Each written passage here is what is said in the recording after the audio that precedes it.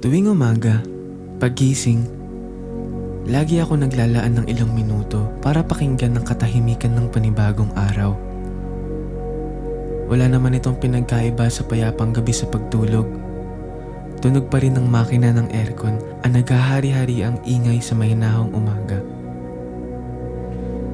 Di gaya sa probinsya na tipikal na huni ng mga ibon o mga manok na sasamahan pa ng kaluskos ng dahon sa labas ang nagsisilbing musika sa pagiging kalma ng umaga. Pero mapaprobinsya man o syudad, lagit-lagi nang papaalala sa akin ang kalmadong umaga na may panibagong araw na namang dapat bunuin. Malaking dahilan na yon para ipagpasalamat ang paggising. Hi! Ako nga pala si Carlo, member ng Believe.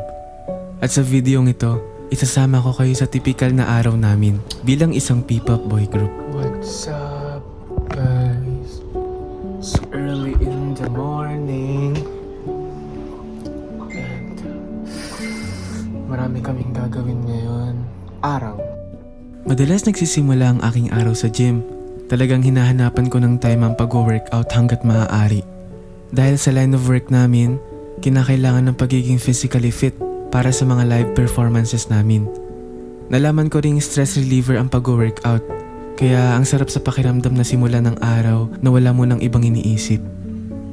Kahit walang personal trainer, nakakaengganyo pa rin namang mag-gym almost everyday since kami rin naman ang nagiging gym buddies. Tulad ngayon, kasama ko ngayong umaga sina Rafael and RC. Sa totoo lang, isa to sa mga ipinagpapasalamat ko dahil nagkaroon ako ng mga kagrupong parehas kami ng vibes. Nagiging motivation namin ang bawat isa para palaging isingit ito sa aming schedule. After gym, it's time to freshen up at hindi nawawala sa aking skincare routine ang Front Row products. Thanks to Sir R.S. Francisco and to our Front Row family sa walang sawang pagsuporta sa amin. Hindi kasi sila nakakalimot na palagi kaming padalhan ng skincare products nila. Lalo na itong Lux Celebrity Soap Orange Papaya Bar na madalas kong ginagamit. Sa dami na naglalabas sa mga facial products ngayon, sobrang hirap makahanap ng kung ano ang tamang produkto para sa mukha mo. Kaya ang galing na hiyang para sa akin itong Lux White. Katatapos lang namin kumain at mag-ayos. Pero hindi ko na kayang ipakita sa inyo dahil nahihiya kami sa gulo ng bahay. Gaya nitong nasa likuran namin. Sa mga gantong pagkakataon, nakakamiss yung kasama mo sa bahay ang mga magulang mo. So yun guys, ang errands natin, pang-errand for the day ay pupunta tayo sa TikTok headquarters. Yes! Tama iyon. So today, It's a raining. brand new day. It's raining.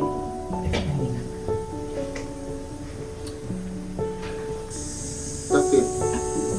Fit check! Shopee. Legs.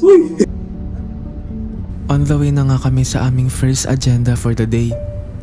Kapag mga ganitong oras talaga sa van, sobrang tahimik pa dahil hindi pagising ang mga diwa ng mga members. So we're here na and pababa na kami ng sasakyan. Say hi. Wow. Bilang isang P-pop group, bihira sa amin ang sumama lahat sa mga ganitong corporate-related stuff. Madalas, bilang leader, si Kuya Yukito kasama ng management lang ang nakikipag-meeting para makapag-focus na lang kami sa training or pahinga. Pero hindi naman nawawala yung ganitong kailangan kaming makita lahat. Kapag mga ganito, talagang ginagawa namin siyang first priority dahil mahalaga ang potential partnership para sa aming group to sustain the business at para mas makilala pa, hindi lang ang aming grupo, pero ang P-pop industry as a whole. #PPopRise ika nga. So we're here. Saan tayo ulit, Rafael? Nasa TikTok shop. Headquarters ng TikTok. Yan. Okay. Tama-tama kasi so, ibebenta siya talaga. nandito kami sa headquarters ng TikTok. Yes! So ano masasabi niyo na tapos na ang ating meeting? It's done. It's done! Wonderful. Abangan niyo yung live streaming namin. Oh, fit check. Fit check daw. Shop. Ikot? Boots. Pakita natin yung mga boots.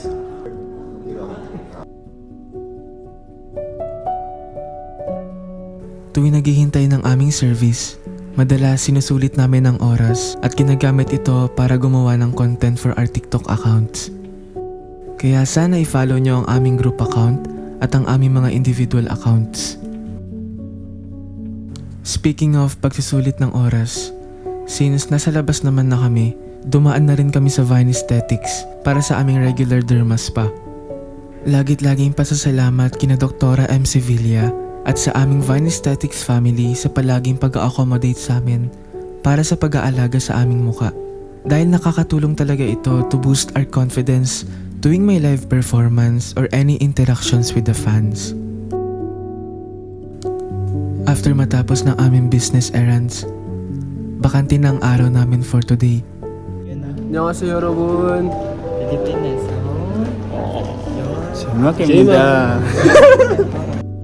Kapag may mga ganitong free time, nagpapaalam kami para sulitin pa ang araw, lalo na't hindi madalas nangyayari ito.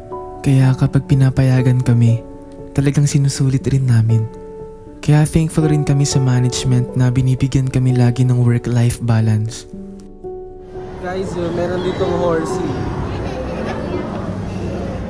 Ngayong araw nga, nandito kami sa isang mall sa QC para maglaro sa arcade.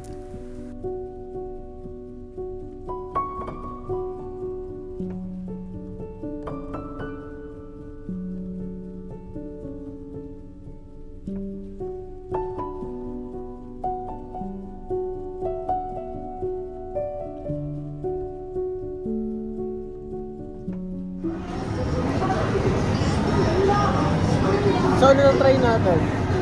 We will do some bowling. Mas gusto namin matry ito. This one. The horse. The ride. Paano mag-ride? Oh, dito. Titry namin to. Diba? Per player yan. Ano to per player? Magturo ko muna naman. Ano na dito? Kahit ano na lang ito dyan.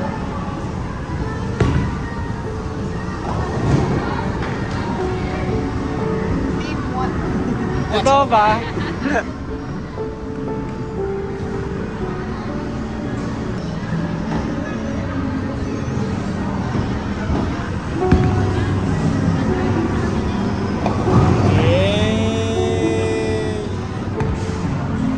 Galing. Wala din, talo din. Ano na-feel mo ngayon? May feel ko ngayon, mabigat talaga siya.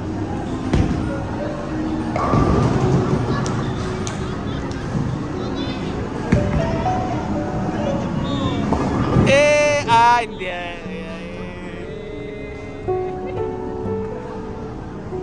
Score.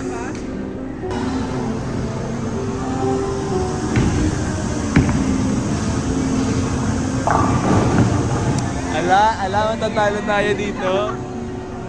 Matatalo tayo dito. Wow.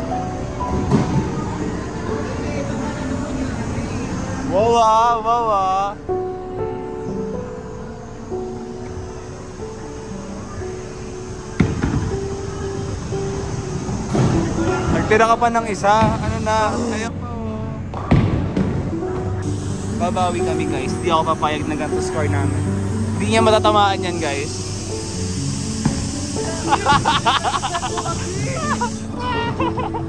Wala.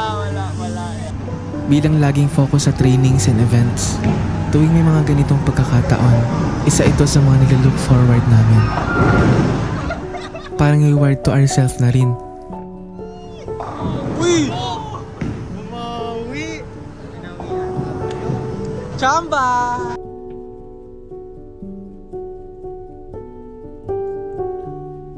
Tsaka maganda rin na open ng group para sa mga ganitong me time or kanya-kanya nang gagawin kapag may free time. Kagaya ngayon, mas pinili ni Kuya Yokito na magpahinga.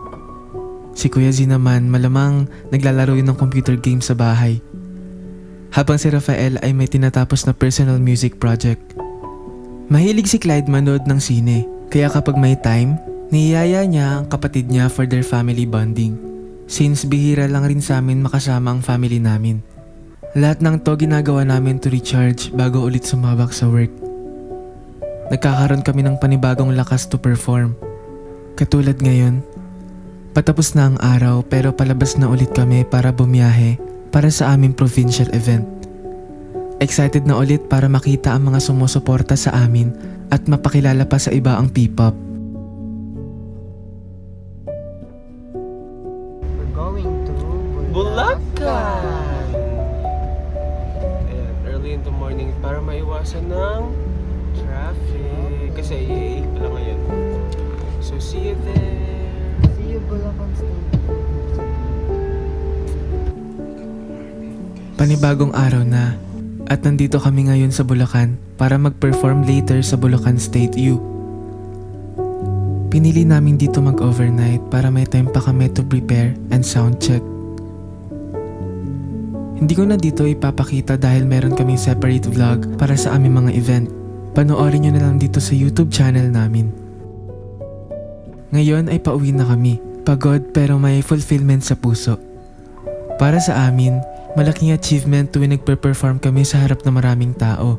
Lalo na sa mga hindi pa nakakakilala sa amin. Nakaka-proud na ipakilala ang umuusbong na P-pop scene dito sa Pinas. Wish namin ngayon 2024 na sana mas makilala pa tayo. O siya, hanggang dito na lang muna. Samahan niyo ulit ako sa mga susunod naming ganap.